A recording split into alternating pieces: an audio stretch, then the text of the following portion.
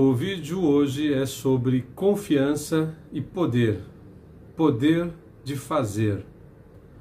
Mas antes de falar sobre esses conceitos, eu queria te contar uma história rápida, verdadeira, que vou tentar te contar da maneira mais genérica possível para não citar nomes, exemplos que possam de alguma maneira alguém que eu conheço identificar a história. Trata-se de uma sociedade entre duas pessoas em que o elo de confiança era muito forte. E em determinado momento eu tive a oportunidade de perguntar por quê, quais eram os motivos, os pontos, os aspectos de se justificar entre as questões mercadológicas. Eu deixei de lado, eu me foquei na sociedade em si, para que essas pessoas me dissessem por que a sociedade estava dando certo há tanto tempo.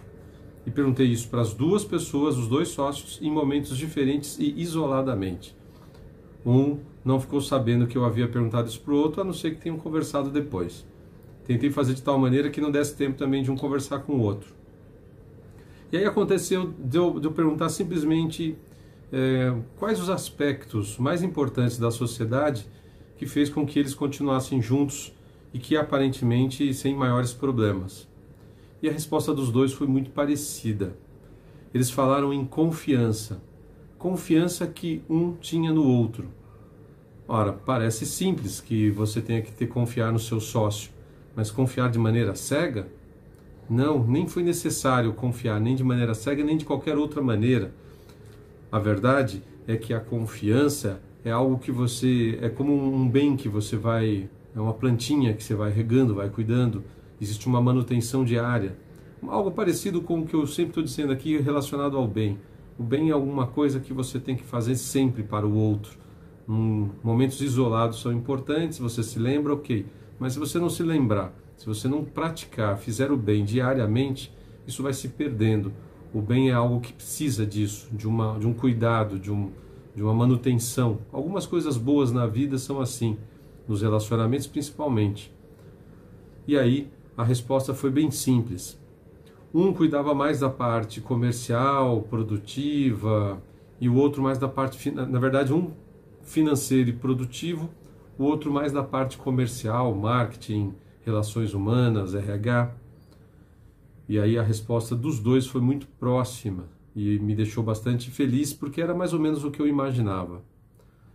Independente do nível de confiança que um tinha no outro, os dois sempre apresentavam o que estavam fazendo, contavam o que estava fazendo, o que estava dando certo, o que não estava dando certo, e principalmente o responsável pela parte financeira preparava um resumo, não lembro se quinzenal ou mensal, e apresentava para o sócio e fazia o sócio sentar-se ao lado dele e entender ponto a ponto o que estava acontecendo, o que foi feito, aquilo que dependia de autorização, que fosse feita a autorização, aquilo que já havia sido autorizado, ele comprovava ali que foi concretizado, e quando acontecia de alguma coisa não ter sido concretizada, ele indicava qual que era a expectativa daquilo acontecer.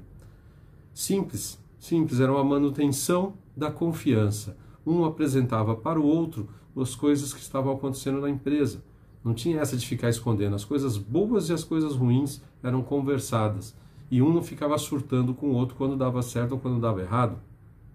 Principalmente quando dava errado, as pessoas às vezes surtam.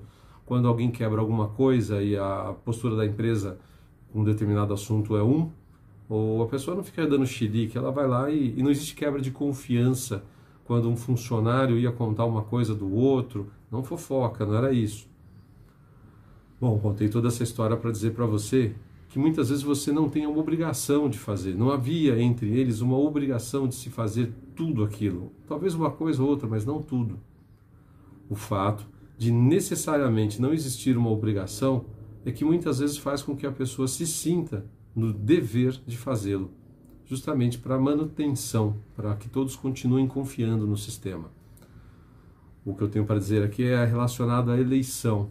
O voto impresso associado ao voto eletrônico, com uma urna à parte, que poderia ser lá na frente confrontada com o que está no relatório de determinada sessão eleitoral, de determinada zona eleitoral, ou daquela própria urna, sem você poder fazer essas coisas, enxergar isso visualmente, mesmo em tempos de alta tecnologia, o voto é um voto de confiança. E você quer que vá para a pessoa que você designou. votei em fulano.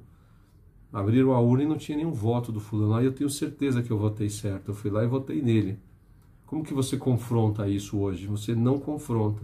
Então não adianta dizer se é seguro, se não é seguro, que o sistema é isso, que o sistema é aquilo, que as pessoas...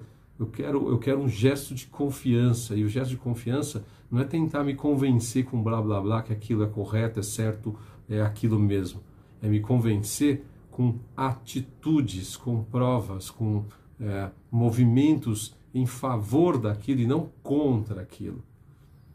Então, quando você vê um esforço tão gigantesco de tentar fazer parecer que aquilo é inviolável, sendo que todo mundo sabe que não existe absolutamente nada inviolável no mundo digital, que tudo foi feito por uma pessoa que em algum momento pode apresentar alguma falha e que alguém é capaz de detectar essa falha e tirar algum proveito daquilo, vamos dizer assim. De certa maneira, fica muito claro que é muito mais fácil desconfiar de quem insiste tanto em não te dar provas e meios de se sentir mais seguro do que o contrário. Por isso que a sociedade dessas duas pessoas que eu citei davam certo. Porque um não esperava o outro desconfiar ou pedir. Olha, isso aqui está feito assim, você concorda, não concorda, vamos por esse caminho, não vamos.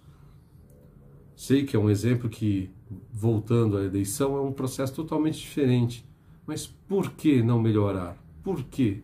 Por que não tentar fazer com mais segurança, com mais transparência, com auditagem pública? Eu quero saber lá na minha sessão, existe algum custo? Quem vai pagar esse custo? Quem pediu é que paga? Como é que vai ser? Esses detalhes podem ser discutidos depois, à parte. Mas fazer isso da maneira mais pública e transparente, e o meu vídeo de amanhã vai ser uma consequência do que eu estou falando aqui hoje.